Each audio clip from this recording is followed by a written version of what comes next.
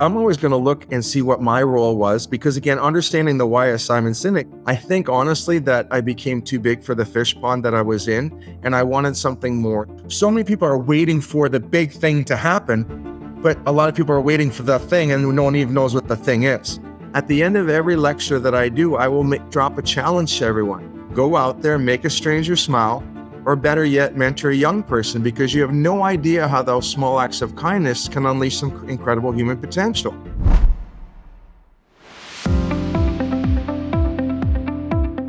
Welcome to Mission Activated, where we bring you the stories of individuals who've awakened to their true purpose and are living a life of passion, impact, and alignment. I'm Aveline Clark, your host, and I believe that when you're on mission, everything falls into place. Here, we share the journeys of those who've discovered their unique path and embraced their soul's calling. It's not just about making money in life and in business, it's about making a difference, living on purpose, and inspiring yourself and others along the way. Let's get to it.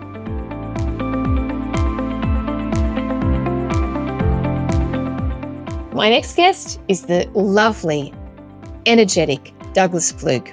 Doug is the founder of Iron Will 360 Leadership. He's a coach, a mentor. He's an elite strength and conditioning coach. He has mentored athletes across a number of sporting codes and had a distinguished career as a police officer for 35 years. He's been busy. He was also named as one of the top Canadians in 2020. Doug brings a lot of passion and energy to everything he does. He hasn't had a very easy life, and he's been the recipient of a lot of bullying, but also other situations and experiences that could have genuinely set him back, stopped his life, but he overcame them. And he has a high degree of empathy and understanding. He's not a typical macho man, quite the opposite. And yet he is such a man because of his ability to combine strength with vulnerability. He continues to mentor and coach people today, and he's written a book. He's got a second book that's about to be published, and he's just going and going and going, and he's not stopping because he's so passionate about helping people. I had a great conversation with Doug. He's such a beautiful man, and he gave me an invite at the end of the conversation, which you'll hear, which surprised me. I've never had a guest before offer to talk to my kids and just chat. He's that kind of guy. I really hope you enjoy this one with Douglas Pflug.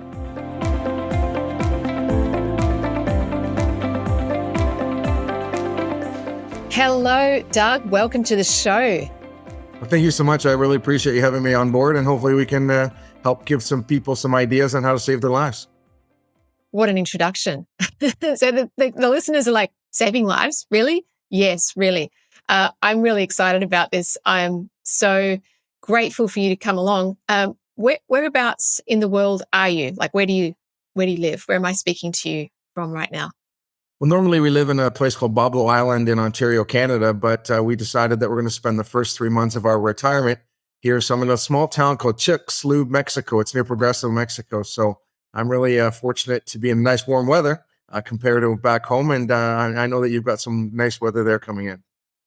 I do indeed. Well, thank you for joining me. And I love the power of technology to connect us and enable these conversations no matter where we are in the world. So lovely. You said retirement just then, and I'll get into that later because you don't seem to me to be the kind of guy that really is ever going to retire. But that's just an assumption based on, our initial conversations and the energy that you give out.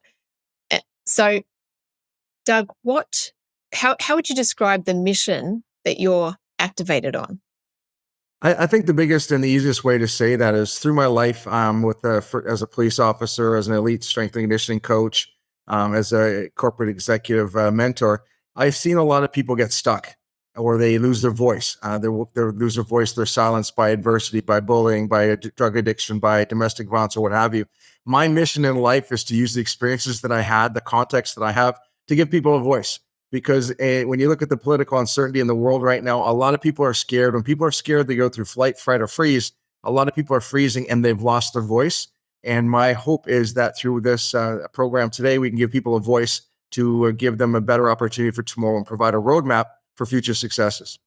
That's beautiful. My God, there's so much in there. I'm really looking forward to getting into this some more. You've obviously had a varied and very enriching and colorful career to bring you to this point today, and obviously to have the experiences to be able to teach and guide people in the way that you're talking about. Can you take us on the journey? What has been the journey that's brought you to where you are today? I like to compartmentalize, and my working model is who we were, who we are, and who we want to be moving forward. So initially, we'll just talk about who I was. When I was born, within 2 weeks, I was. My parents were told I had to go through major surgery, and they were told to say goodbye because they didn't feel back in 1966 that the little guy would have lived on. I was lucky enough, as you see today, that I survived that. Then, when I was about 2.5, 3 years of age, they brought my parents in again. I was getting unexplained bruising all around my body, and they said I had some type of rare blood disease that they didn't know if I would survive from that as well. So once again, at 2.5, 3 years of age, my parents had to say goodbye. Spent a lot of time in hospitals as a young person, and as much as I look at it today and I kind of reflect back then, I think as soon as I hit the ground kicking with birth, I was forced in a very difficult time where I had to generate some phenomenal resiliency skills, even at a very young age when I didn't even realize what was going on. You fast forward a few years later, 5 or 6 years of age, I started to get bullied at school because of some of the medications I was on at a young age. It made me heavier. And unfortunately, with my last name Pflug, some of the kids called me Fatty Pflug and they started to pick on me. And, again, I lost my voice. And that's why my mission is to give people a voice. Because I lost my voice, I was silenced by bullying. Then I went to high school, had some early teachers that were just nasty people that contributed to the bullying that I was facing in the on the playground, and I was facing it through them in the classroom. And again, going into grade 9, I had no voice. I thought I was a piece of garbage. One of my teachers told me I was a piece of welfare trash and I'd never amount to anything. And as a 13 and 14-year-old boy coming from someone who you expected to help build you up, they just totally stripped me down. Grade 10 or the end of grade 9, I met a teacher, Mr. John Cater. Sadly, John passed away several years ago, but I was able to let him know the impact. He saw me playing touch football and Canadian football, not like the football you guys have down there. But he came to me after we were playing and said, you've got some skills there, and I want you to come out and play junior football for me next year. I was like, yeah, I just really didn't think he was telling me the truth. I thought he was bullying me, going to make fun of me, just like some of the other teachers did. But that launched an incredible human potential that I had that I wasn't aware of. By the time that I was graduating high school, I was captain of the football team, captain of the wrestling team, captain of the track team, and I was being recruited by every major university. That summer, getting ready to go into our last year of high school was probably one of the most horrific experiences that I ever had in my life. Leading up to that, I had a friend, Ram Tumker, and he was of East Indian descent, and he was picked on and bullied. We had a high school that was pretty all white, and some people were picking on him because of his ethnic background. And it was really nice because Ram and I were friends, and I used to get him to wait for me after the football practice, wrestling practice, track practice, and I would walk him to the bus stop. Several weeks later, back in the day, it was probably about 1985, you're listening to the radio and you get, ladies and gentlemen, we want to interrupt this broadcast. And my best friend, the man who I tried to give a voice that was silenced by bully, got blown up in the Air India crash and he was murdered as a result of some geopolitical terrorism. That really hammered me hard. And it was at that point, my voice of service to others, my desire to become a police officer became solidified, that I thought, I can't save Ram anymore, but there are so many people locally that need help that for me, it gave me a great springboard and an opportunity to get out there and try to make a real difference in the lives of people. I served 35 years in law enforcement, and during that time, I had some horrific calls for service that really messed up my mind. And this past January, actually, I'm fortunate enough that I went and got some help, and I got diagnosed with PTSD, post-traumatic stress disorder. I have Arizona, our service dog.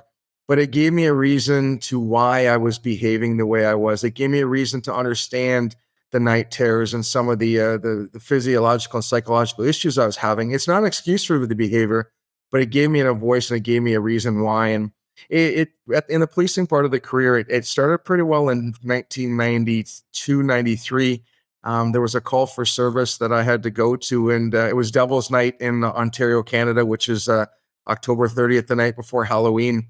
And I went there and I was told that there was a mannequin in the leaves. And by the time I got there, I realized it wasn't a mannequin, but it was a dead 12-year-old little boy who had been crushed playing in the leaves that night. And in Guelph at the time, they used those big elephant trucks to kind of suck up the leaves. And we found that little with the little boy. And that was one of the, Ram when I was 18, when I'm about 23, 24, you had the little guy. And that really rocked my soul. It rocked my being. It rocked my Christianity beliefs, thinking that how could this happen to such innocence?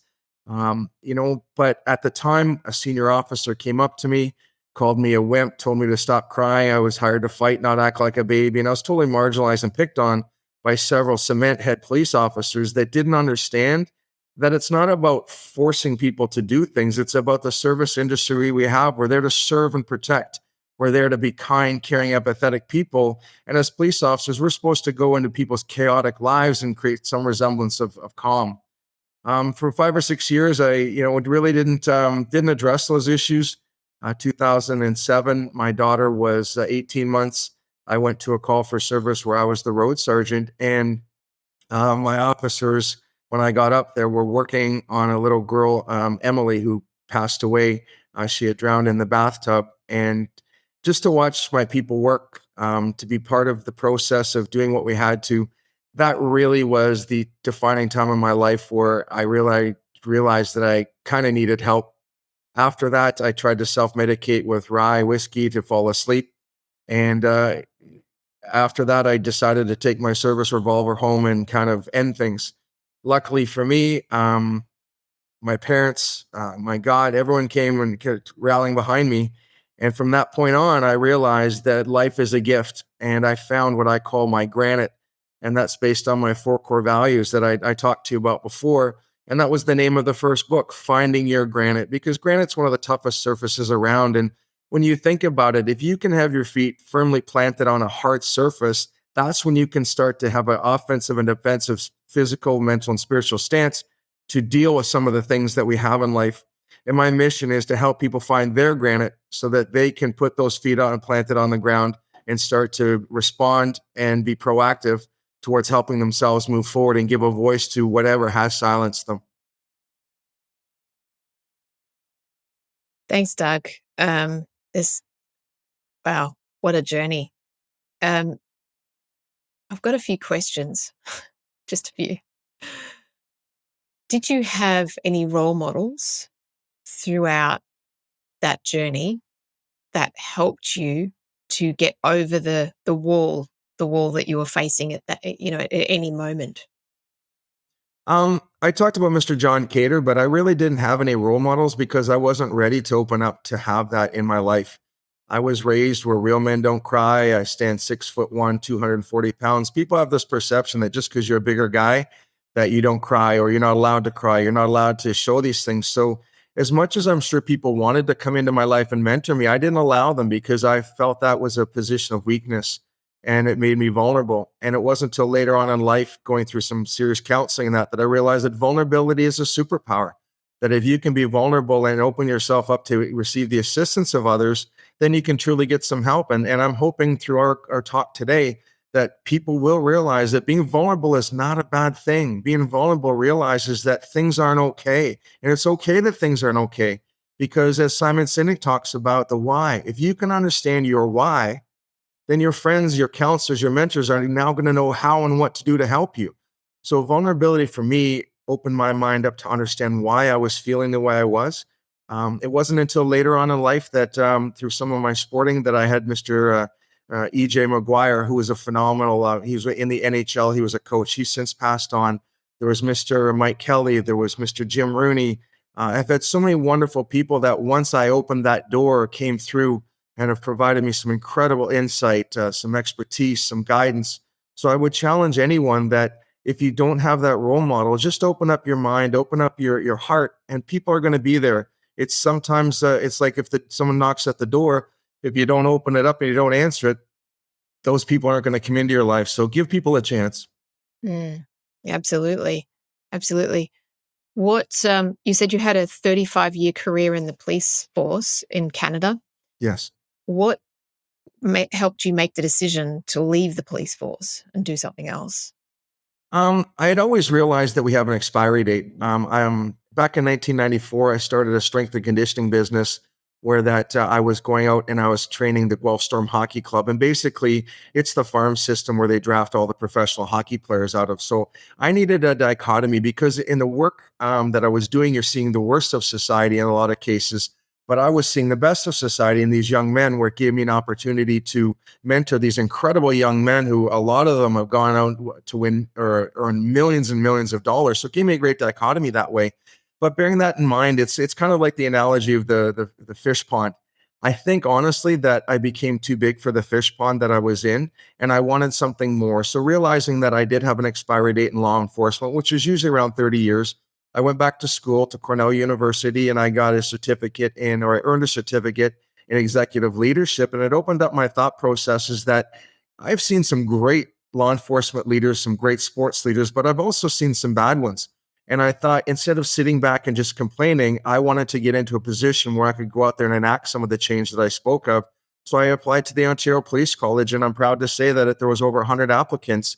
And based on my diverse background as an elite athlete in university, as a police officer, as a coach, a counselor, a mentor of youth, and all those types of things, I was given that opportunity. I just retired. So I retired from the Guelph Police Service after 28 years, went into the teaching capacity for almost 8. And in that, I'm proud to say that I've trained over 10,000 young rookie police officers for community policing. And there's probably been about 1,000 or 2,000 police and civilian middle managers that I've been able to teach what I believe to be effective, kind, caring leadership moving forward. I know when we joke about retirement, I've retired twice. Right now, I'm just looking for another mountain to climb, and I'm going to address that with the same passion and integrity and accountability that I've done my entire life. Retirement for me just means I'm going to refocus, reset, and find something, another place that I can really give of myself and lead with my service heart to help others give their Mm. voice. Yeah, I mean that's what I believe. It's why we're here. We're not here for ourselves, are we? We're here for other people and giving and of service, whatever gifts we have inside of us. And clearly, that's the journey you're on. You've at each point figured things out, and now you're using your gifts to help others. Yeah. And that's true. I believe I was born with this at a very young age. I was put in some very physically challenging situations where, an infant child, but I survived. And there had to be a reason for that, as far as I look at it. I'm not saying I'm anything great, but I believe that I've been given some skill sets. They've been cultivated, they've been nurtured, they've been developed. And there has to be a reason why I went through some bad things in life. And I honestly believe that some of the greatest successes that I share with people came at the flip side of some of the worst failures that I've ever done. Because in order to succeed, you have to fail. But some people are so scared of failing, they just want to be a victim the rest of their life. Well, I'm trying to help people take that first step from being a victim of a situation to being a survivor. And when you're a survivor, that's when you proactively go out and try to make things better. So whatever the role that I'm in, whatever hat that I wear, I'm going to try to help people have that service heart and just be that positive influence in their life moving forward. And then I know one day when I'm laying there getting ready to meet my maker, I can sit back and have thousands of memories of smiles that I've created on strangers' faces, knowing that I deserve the chance to live and to Mm, prosper.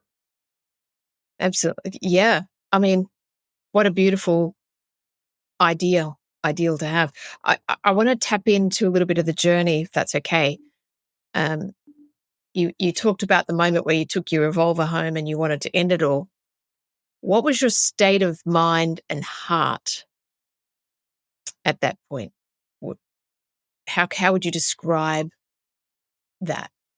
The point of the journey that you'd gotten to that made you think that there was no way forward. I was ready to give up. I started to listen to the critics. In grade 7 and 8, I was called Fatty Pflug, a piece of welfare trash. Must be true. I remember some of the bullying. Must be true. I remember some of the bullying at the police department. Must be true. When all these people are saying something, and there's that old expression that if you've got 7 different stories of dysfunction and you're the main character in all of those stories, maybe it's not the stories, maybe it's you with the dysfunction. And I went and I did reach out to a lady, Mary Margaret, through our employee assistance program. I'm really proud of my organization because, we're talking 2006, 2007. We had mental health help far, far sooner than most police organizations in the province. And Mary Margaret was wonderful. I've since reached out to her and we talk. We're friends now. But as I was getting very at a critical position, I thought that no one would matter if I was gone. You feel anonymous, you feel like you don't have a voice. And the one time she kind of got angry with me and she said, "What do you mean that you don't matter? What do you mean that you don't have a voice?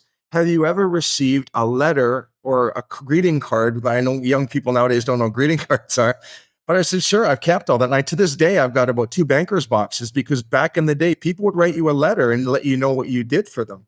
And she said, "Okay, bring some in tomorrow or the next time we have a session." And I brought a few in and she pulled out this card and it was dated from 1995 or 96, I think it was. And she said, "Tell me the story of this." And it was a situation where a gentleman came back from Bosnia Herzegovina. He was in the Canadian military. He had a stress attack and passed out, drove through the front window of a grocery store. And when I got there and the police, fire, and ambulance were working on him medically, I went to the back seat where his 2 children were there. And there's 2 little girls, and they were scared because daddy wasn't breathing and there was all the lights and sirens, and they were very scared. So back in the day, again, my organization was fantastic, was proactive. I opened up the trunk of my car where we actually stored teddy bears if we ever came into the lives of children that needed that. So I gave one to each of the children. And 2, 3 days later, it was neat because I go to the mailbox at the police department and there's a greeting card there.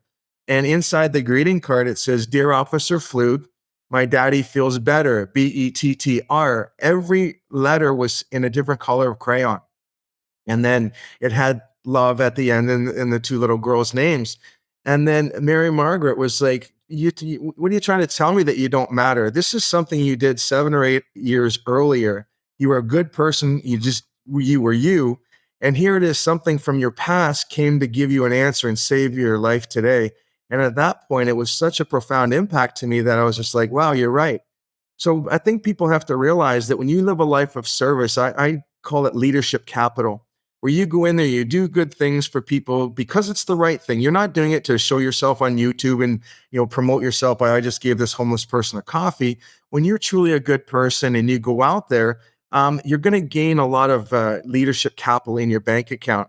And as a result of that, whenever I talk to anybody, and I'll say it to you, I'll say it to anyone right now, at the end of every lecture that I do, I will drop a challenge to everyone. Go out there, make a stranger smile, or better yet, mentor a young person, because you have no idea how those small acts of kindness can unleash some incredible human potential. And I've had so many people come back and say, "Mr. Pflug, thank you," and tell the story. Well, isn't it kind of cool that the guy who's telling people to do that, the same thing came back to me 7 or 8 years later by way of that greeting card? And I realized that it was almost like getting punched in the forehead. I'm not a bad person. I matter. And the end of that story, about 5 years ago, I contacted the father just to kind of see what had happened. And it turns out that one of the girls in physiotherapy, helps people. The other daughter is a nurse. And he said they still have the teddy bears after all these years.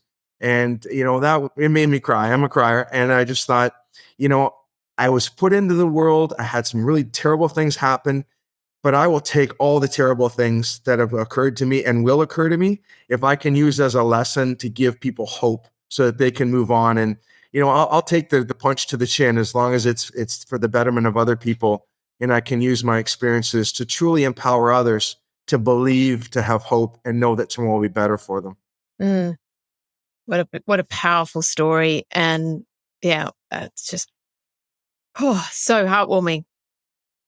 Thank you for sharing that. I just want to draw on a thread or just a little insight I had as you were sharing the exchange with Mary Margaret. And I thought, isn't it interesting that she held up a mirror to you? She pulled that card out and said, "Oh, remember this? You do matter."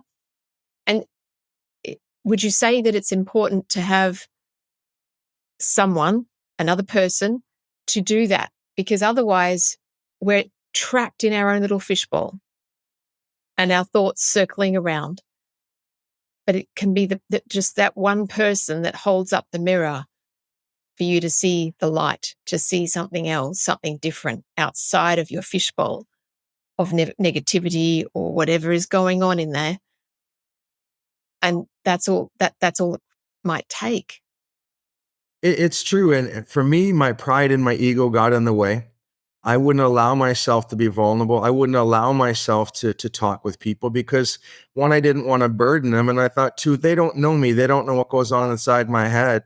And it was such a profound time that when I finally did open myself up, it was almost like pulling a slingshot back or a bow and arrow back, that the energy of all of the pulling, once you let go, it just took off. And Mary Margaret taught me how to look at myself in the mirror. And, this is long before they were talking about positive psychology. And as a result of that lesson, and I like how you said looking in the mirror, I challenge everyone again, when you wake up in the morning, do you sit there and go, ugh, gray hair, ugh, wrinkle? We are programmed in society because everything is filtered to look at ourselves and to crap on ourselves.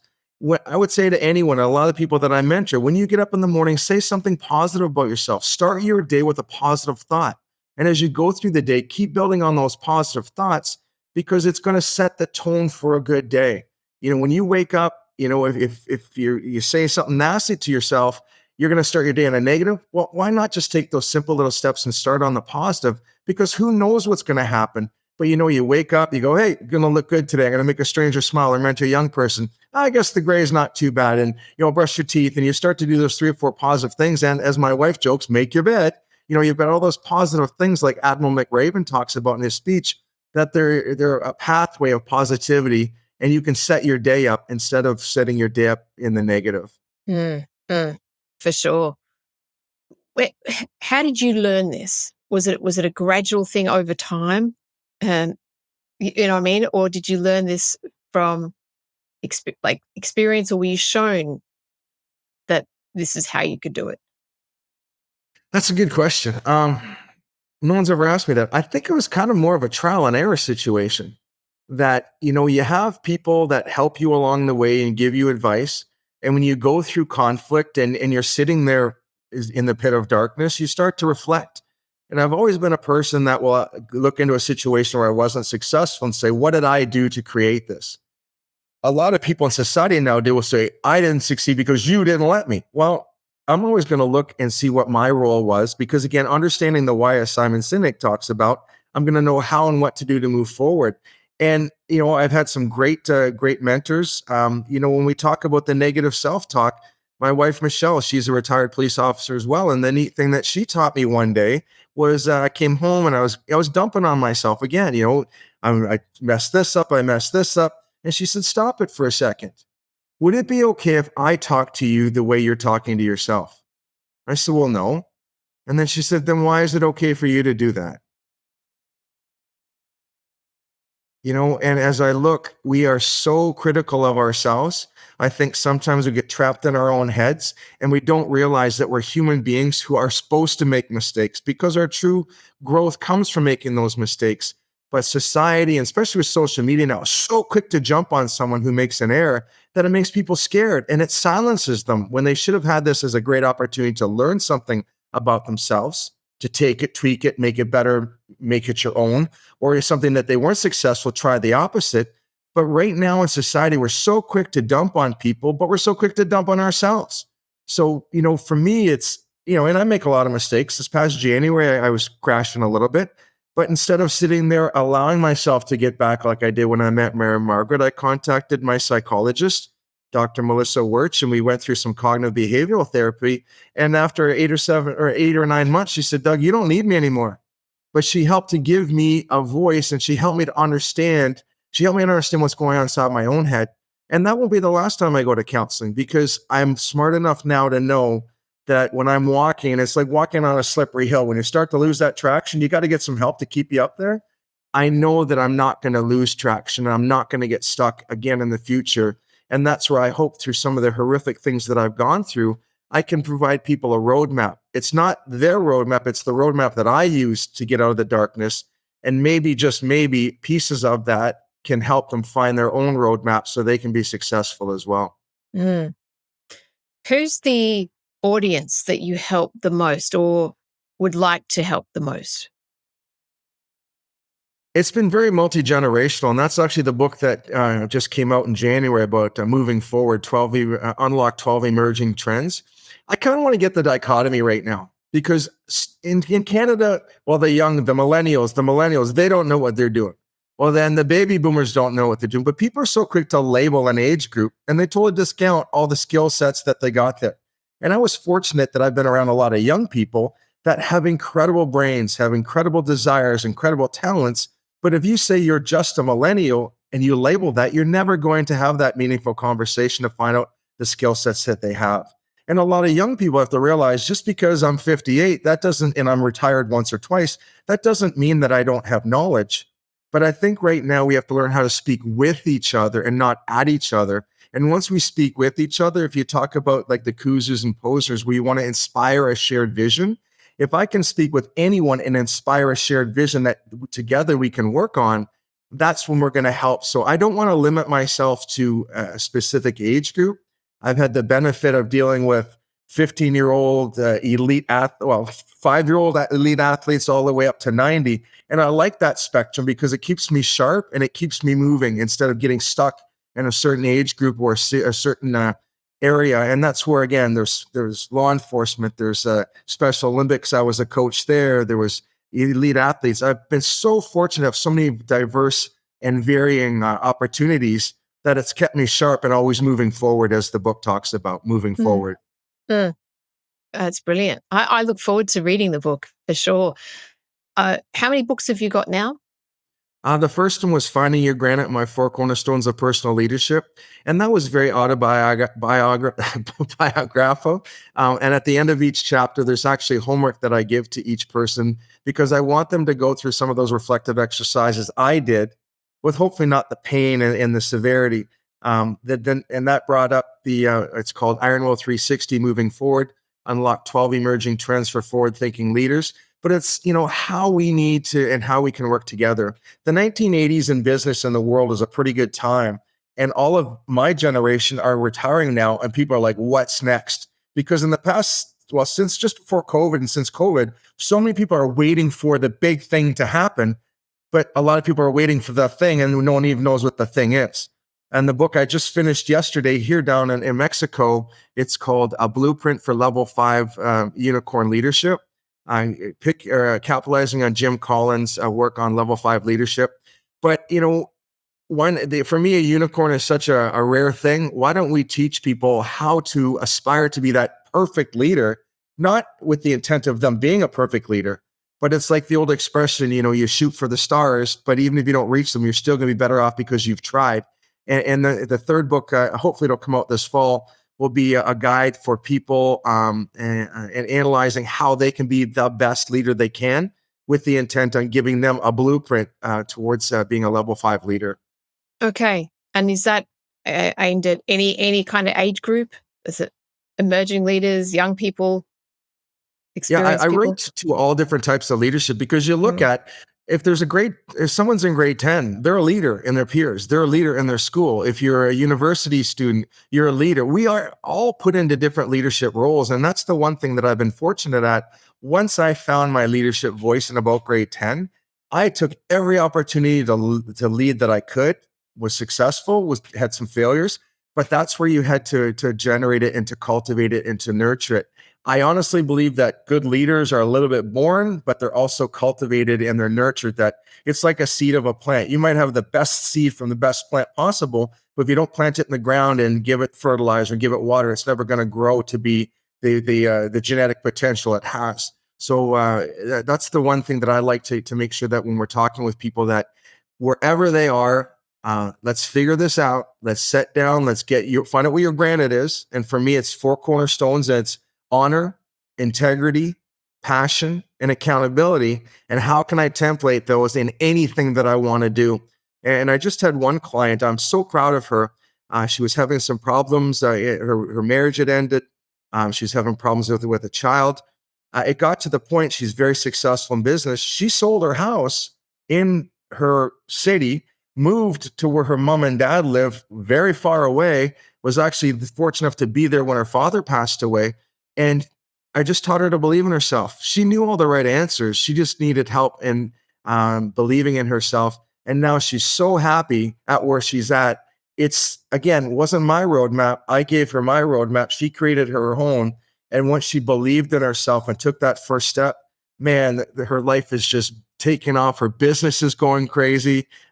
She's been reacquainted with some family members, with her child. So, she needed a change. She took it, and man, she's just reaping some incredible benefits because of that. If you're loving this conversation and want to dive deeper into purposeful work, then it's time to thank the 6-Star Leaders community for making this episode possible. The 6-Star Leaders are a group of purpose-driven business owners committed to doing business differently by embracing their unique genius and skills to make a real impact. It's a space for learning, growth, and truly becoming empowered in everything that you do. If you're ready to discover your own 6th star, go to bit.ly/6-star community-intro and book a chat to learn more. We look forward to seeing you.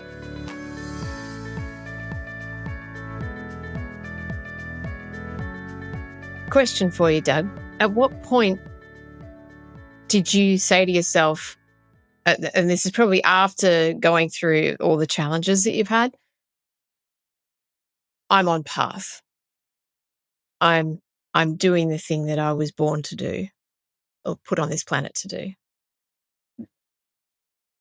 Honestly, the day before I met my wife, I literally got on my knees and I prayed and said, okay, what do you want? And ironically, we met. The neat thing, it wasn't that she created a life for me, but she was very holding the mirror in my face and showing me, you're a good person. You're a good man. You've got skill sets. You have value. You have worth. And a lot of times I had normalized bad behavior in my life that, okay, I am a piece of garbage. Okay, I am this. And well, I never realized that I deserved better.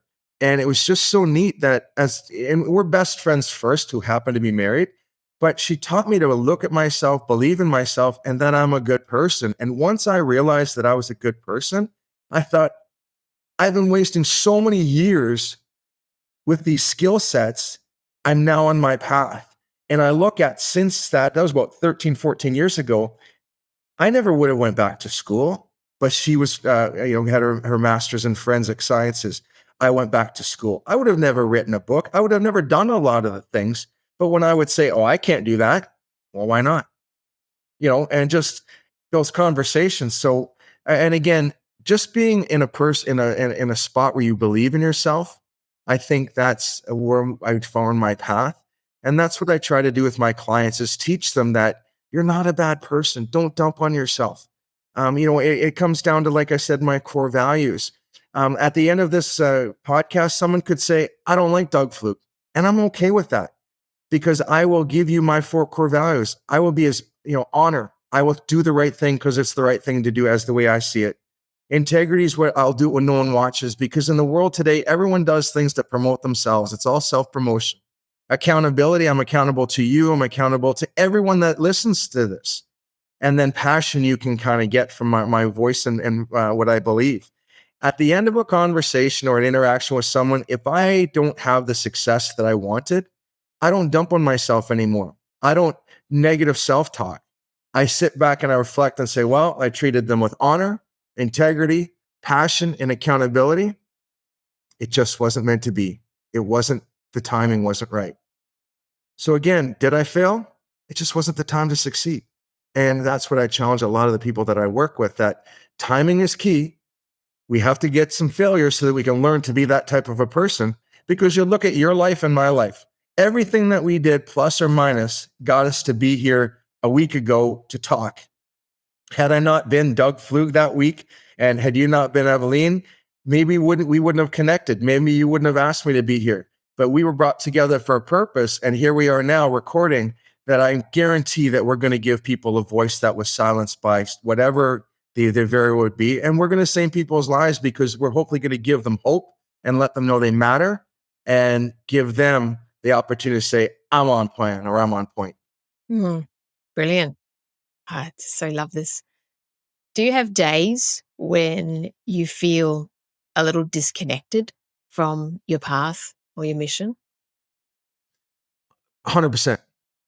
I honestly think that those days are meant to be because life is a dichotomy. If you don't have the bad days, how are you going to appreciate the good days? And that's one thing I learned a lot through the cognitive behavioral therapy, that if it's bad, figure out why it's bad. Can you do anything about it? Can you change it? The only thing I can really change if something on my bad days is how I respond to it. And that's what I would challenge people. If something dumps on you, don't get angry, take a step back, reflect on it. Why did that happen? How and what can I do to make it not happen again? But, I have bad days, but those are my days that I'm not as energetic. I'll be a little more reflective. I'll read or I'll write. And that's one thing that I learned through therapy with Mary Margaret. My down days are my writing days, because it's that email that we write that we probably are glad we didn't send. And the neat thing with that would be, I can write a lot of the negatives or what's going on right now. For me, it justifies that what I'm feeling is real at that time. And it's not just saying, oh, you're just making things up or you're just being stupid, because negative self-talk, I'm just being stupid. I write it down, then I'll read it 2-3 days later and go, oh my God, what was I thinking back then? That was stupid. But it's a different mindset because I've come back to who I am. I validate my feelings. I recognize them. But then 2-3 days later, when I go back and reflect on them, I analyze them in a safer mindset, so it doesn't criticize or cut me up, or it doesn't strip me down. That's powerful. With the work that you do right now, is it a mix of one-on-one coaching, mentoring, group work? What is it right now? It's pretty well a mix. I had the great fortune just before we came here. I had a 12-year-old hockey team, a rep hockey team, and a 14-year-old rep hockey team. So I was there to do a lot of work with them and their parents. I won't speak to a team of young people without the parents being present, because I want them to hear the messages as well. Sometimes the messages I give, parents aren't happy with, because sometimes parents can be the worst enemy of their child because they want it more for themselves than the kids. I do a lot of one-on-one right now as well. I'm really open and very fluid. I like speaking in front of 400 or 500 people too. I love the energy. I love the power of just having so many people there. And just like you're doing right now, is people not. And the more that you talk and the more that you captivate people and you use your skill sets, I love it, and I feed off of that. And it's just an adrenaline rush because I get to help more people, hopefully, than just the one-on-one. So not exclusive to any set number, but just opened up many, many opportunities. And the path, I've chosen the path. Sometimes I don't know where it's going to go, and timing will tell me where it's going to go. And it might be a 500 venue, 2,000 venue, or one-on-one. But man, oh man, when I get there, I'm going to give everything I have, because what's the point of selling people short on what you can give? Yeah, exactly. Exactly. You do it so well too. So now I'd like to leap back to when you were younger, and probably early high school, the story that you mentioned there. What advice would you give? So imagine the younger version of you came to you now as someone who needed mentoring and coaching. How would you approach that, and what would you do and say? That's a wonderful question. And just before Christmas, I had a 12-year-old little boy ask me the same question in that hockey team. And I would never believe that teacher. While I respect teachers in positions of authority, not everyone knows everything. When someone is that critical, that's more on them than it is on you. I wish I would have been able to backdate things, or I had a positive influence in my life to say, you're not worthless. You have value. You're not a bad person. You have value. Life is going to be okay. You just have to put one foot in front of the others, or the other moving forward. But to anyone, don't listen to the critics. Don't let them bring you down to their level. One of my buddies from out east, he jokes that children and idiots only throw rocks at shiny things. There are so many shiny people out there and shiny things out there that instead of people trying to understand you on what made you tick, that would require probably 10, 15, 20 minutes of conversation. Most people don't want to invest to find out what makes you tick. So they're going to take 5 seconds and try to criticize you and bring it down. So don't listen to the critics. Hear what they have to say, but don't take it to heart and use it to make you better and learn from what the critics have to say. Yeah. It's powerful. It's really, really, really amazing. I mean, I've got twin boys. They're 14. It's a tricky age, right? Yeah. A lot of Really. groceries being eaten in that house. Oh my God. At all times of the day as well. And, at different times, they're growing at different stages, but they're facing very similar things that you described, and they're forming their view of who they are. And so the outside world has a big impression on them. And it's tough watching them go through things in the immediate moment. So it's nice for me to hear you speak like this. And I'm thinking to myself, I'm gonna play this episode when it's live for my kids. And I think they're gonna get something out of it. The neat thing with young men too, and this is a pet peeve I have, and that's the next book I want to write. Yeah. It's called Be a Man. But as I was raised, be a man, be a real man. What does that mean? It's not about drinking and smoking and carousing with numerous women. It's not about all these things. I always joked it when the millennium came around. I'm a millennium man, and I've got 2 daughters, so it's easier to be softer when you raise daughters. But what is being a man about? It's about being empathetic. It's about using your intelligence. It's about using your EQ. It's about all of those different things. And we tell our young men, be a man, and we expect them to understand what that truly means. But we've got to break it down. The thing that I do with a lot of young men, 14, 15, is they've got so many chemicals going through their body. The testosterone is surging like crazy. I was what they call a young offender detective for 3 years, and I would deal with young people, 12 until just before 18, when they would be criminally responsible as an adult. And a lot of times when I had a young man in there, you could see he's just going crazy. I would get him to do push-ups, and I'd do push-ups beside him. And people would be like, well, why? Well, he's got all of this negative energy in him. Let's make it for the productive way, where we'll do some push-ups, we'll burn off the energy. Because just think about when you're mad. If you're hell-bent and you're fire mad, people can't talk to you, they can't talk to me. But if you can burn that fire out of them, get them at a more resting heart rate place, then you can have meaningful dialogue with them. But young men need mentors, males and female, or however they choose to identify. And it's the same thing when you train a 15 or 16-year-old girl. You do it differently than a young man. A young man on a soccer pitch, you can say, you screwed up, show me you can do better. And most times that young man's going to go, all right, old man, I'll show you. And they're going to do it. If you did the same thing for a young lady, and I've coached some, national caliber athletes, if you yell at her in front of her friends, you've shut her down, you've embarrassed her, she's going to not play anymore, and you've lost her for that day. So, I get that we've got a lot of things coming out in society now, but we have to realize that we have to know our audience, whether it's a 14-year-old boy, 14-year-old girl, and we have to help them define what it is to be those roles and make sure that they're suitable and they're not constricting. Because again, just the way I was raised doesn't mean that's the way I would deal with a 14-year-old boy now. So I think it's neat that you say that. It's tough growing up. And I look at it, I'm 58, and it's way harder now, I would suggest, to grow up where you've got all the influence of media. You've got news and the fake news that you don't even know what's real anymore. At least with us, we pretty well had a good grasp of it. I wouldn't want to be a 14-year-old boy or 14-year-old girl right now, because it's confusing. And, you look at bullying. I was bullied, but when I went home, the bullies weren't there.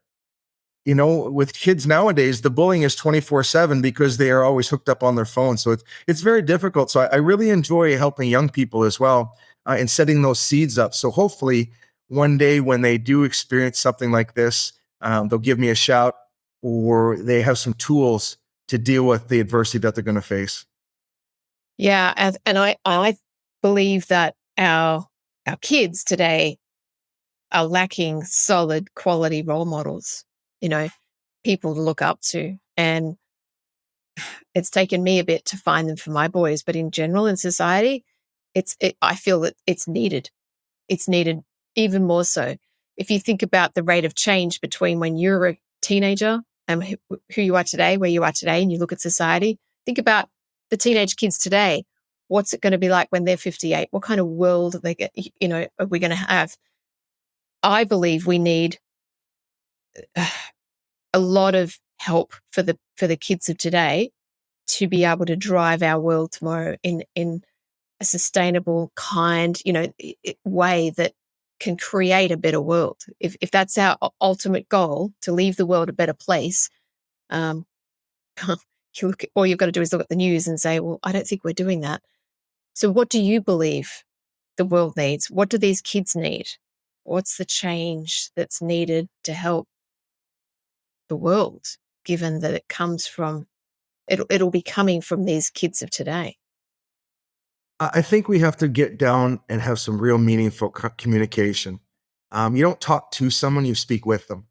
And I look at a lot of the young police recruits nowadays, and a lot of them are having problems because they're never taught linear thinking or problem solving skills, because they'll say, Google, what's the answer?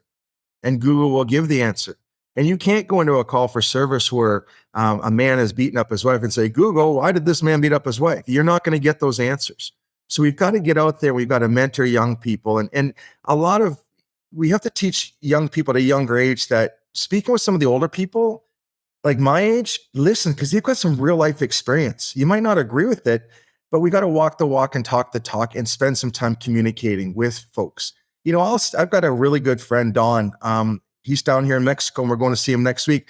He's 10, 12 years older than me. And he'll say, I haven't been working for a while, but this is what I think on the subject. This is what I think. And I'm learning so much about him and about myself and just different thought processes, that if we can teach our children at a young age to be open-minded in a safe setting, because unfortunately there's a lot of predators out there. If we can, as parents, find people we trust, allow our parents or allow these adults to be in a very safe environment with our kids, they're probably going to be saying the same thing we would say. But sometimes when I would have conflict with my daughters, it wasn't the messages, it was who's saying it. It's because dad was saying it. And I have a lot of faith in the young people coming up. I look at my 20-year-old, she's very rarely on social media at all. My 28-year-old, she's very rarely on it. Her fiance, 28, he's very rarely on it. A lot of young people, and especially the young athletes and a lot of the young police officers I dealt with, they want the truth and they're tired. They're smart enough to know with all the fake news, they don't want to hear, so they're shutting it down.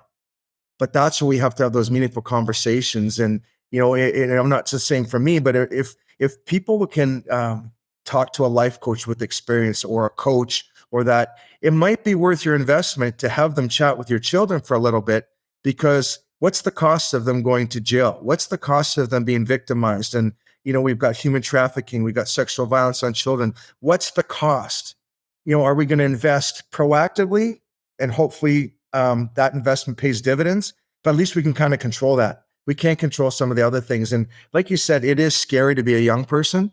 And that's where, honestly, anyone under 18 that wants to talk to me, I usually do it for free, because it's not about the money for me. It's about, if this young person has the wherewithal to say, Doug, what's your opinion? Or I need some help. I'm going to be there for them and I'm going to help them, because for me at this point in life, it's about legacy as well. It's not about making the money all the time. It's about legacy. How will I be remembered? And again, I've had so many young people that I dealt with that I had arrested, that come to me 20 years later and say, hey, you were kind of tough on me, but thank you. You were honest. And now look at him. The one guy's got 2 different corporations. He's got 2 daughters. And he actually reached out last week and he wants to collaborate with me. Who would have ever thought that in 1996, I arrested this guy, gave him shit, excuse the expression. And here he is now, 2024, a successful businessman that wants to collaborate with the same guy who gave him crap so long ago. It's just kind of funny. I love it. Wow. Yeah, everything you're saying, Doug, is just heartwarming, because for me, for anyone listening to this, it's like, wow, this guy cares. He cares about everybody. It's not, you're not there to just do your thing to make money. You're living your purpose based on the life experience that you've had, and you're helping to change people's lives. And that's a beautiful thing. That's, I believe, why what we're here to do. We don't have to change everybody's life. We don't have to change the world. We don't have to have that kind of impact, but just do the thing that is unique to us based on our journey. And that's what you're doing. And I love that. And thank you. And that's important. I saw a meme today, and it was someone said, why are you so good to people?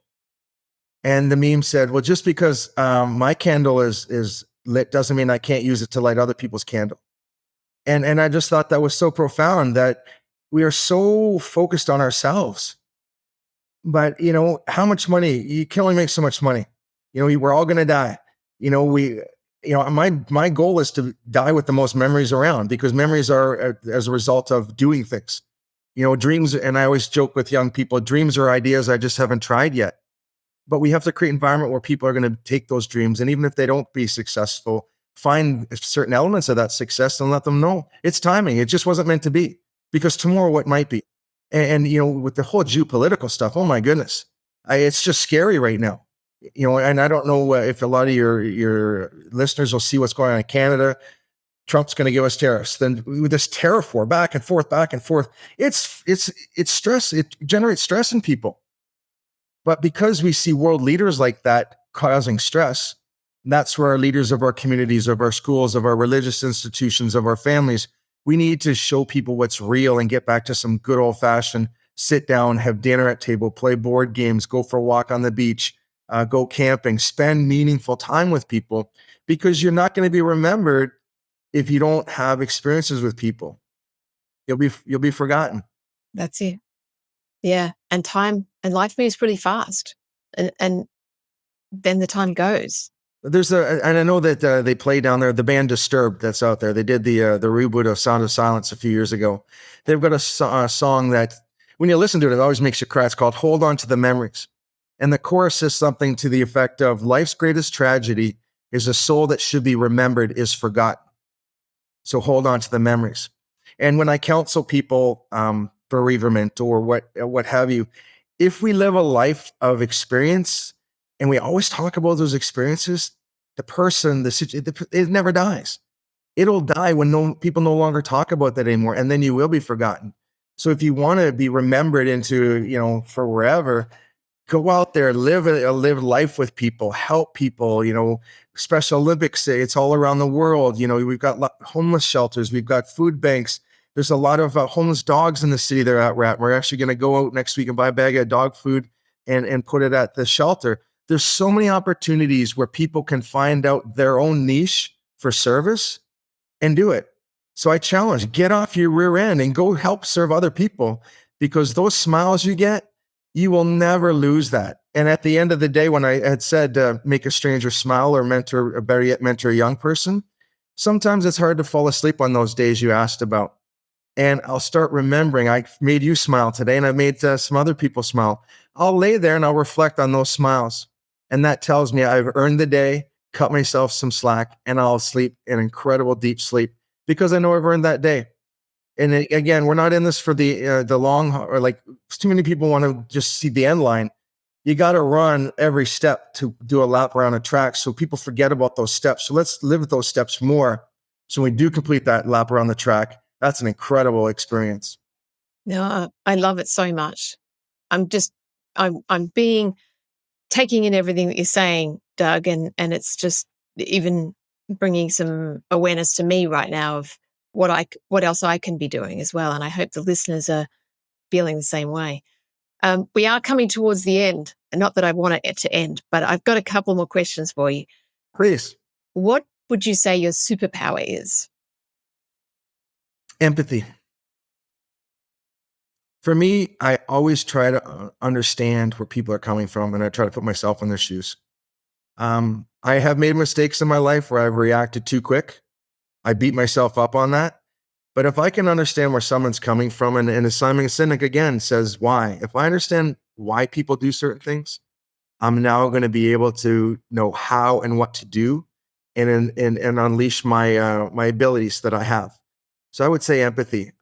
Far too often, people don't care anymore, and we've got to start, because with the empathy generates hope, and hope is an old-fashioned word, but so many people have lost hope right now. But if you go and sit and talk with them and let them know they matter because you're empathetic with them, then maybe they're going to have hope and they'll live the life that they were destined to. They just needed your simple conversation to unleash that. Exactly. It can be something so simple, can't it? Just that one little moment of exchange. That's beautiful. I love it. Now, how can people get in touch with you, Doug? My website's riseupandexcel.ca. I love that. I put a lot of other podcasts that I've been on there aren't as good as yours, but I've got a lot of media there. I've got a blog that they can subscribe to. My Instagram is IronWill360. The reason I chose Iron Will, it's just, again, I'm going to be very strong with my desire. 360 for me, it's like a ball. When you take a ball and you throw it against the wall, it just doesn't hit the wall and drop. It will rebound with energy. And for me, life is like a ball that if you get knocked to the left, you'll hit something. So that's why I came up with Iron Will 360. Twitter is at Iron Will 360. On Facebook, it's Iron Will 360. And I'm not very good at TikTok, so it's I think Iron Will 360 on there. But the best spot is to get a hold of me through the website at riseupandexcel.ca. And I'll be more than happy to respond. And if people are looking for a coaching, possibly arrangement, the first one, we're just going to talk for an hour, because if I'm not the right person for you, I'm not going to take your money and I'm not going to waste your money. And this one person I just finished with signed up for 10, and after 7, much like my psychologist said to me, I said, "You don't need me anymore." And I let her go, because I didn't, the last 3 sessions, I'm not going to be deceitful for $300 that, I would rather tell people they don't need me than create a dependency. Yeah, beautiful. And we'll have all of your info in the show notes below as well, so that people can reach out easily. Last question for you, Doug. Okay. This could be the most important one. What piece of advice would you like to leave the listeners with? Oh, you got me with that one. A little mantra that I have. We're doing beachside yoga today, and the yoga guide, I like it. He says, "I'm not a yoga teacher, I'm a yoga guide." He talks about laying there in your mantra. And I say this: I can, I must, I will. I can, I must, I will. And if people start to say that in your mind's eye, when you can see it in your mind, you can do it with your body. You look at mental preparation for elite athletes, and you'll see them, and they'll be sitting there listening to their music, and they're going through their mind, scoring that touchdown, sprinting that race. In your mind's eye, your mental preparation, if you can see it up here, you can do it out here. So never give up on themselves. And when you're faced with adversity, I can, I must, I will. I can, I must, I will. And then do it. You can. Don't be scared. It's about timing. It's about, putting that first step. And I guarantee that if you try, you're going to be better off than just standing there. Thank you. Thank you. Thank you, Doug. I'm just so grateful for you, for your energy. Thank you for being the person you are, for showing up, and just for honoring your soul's calling, and the love and the spirit and the energy you give the world around you, the people you serve, and the way that you're focused on helping others. It's beautiful. We are a better place because of it. And I'm really grateful for you spending this hour with me today. And thank you. And your lads, after they listen to this and watch it, if they want to chat with me, and we can, just be more than honored to be allowed to come into their lives through you.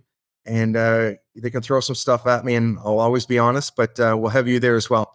Because I don't like talking to young people without their parents, because I don't want them to think that they're getting bad messages. But thank you for this forum and this opportunity. My goal at the beginning of this was to help people through the story. You were a fantastic tour guide for this roadmap. And I know that we will make strangers smile as a result of listening, watching, and seeing this. Indeed, we will. Thank you, Doug. My pleasure. Thank you so much for tuning in to another episode of Mission Activated. If today's conversation resonated with you, please don't keep it to yourself. Share it with someone who needs to hear this. Remember, your mission matters. When you live on purpose, not only do you transform your own life, but you inspire others to do the same. Until next time, stay aligned, keep activated. I'll see you then.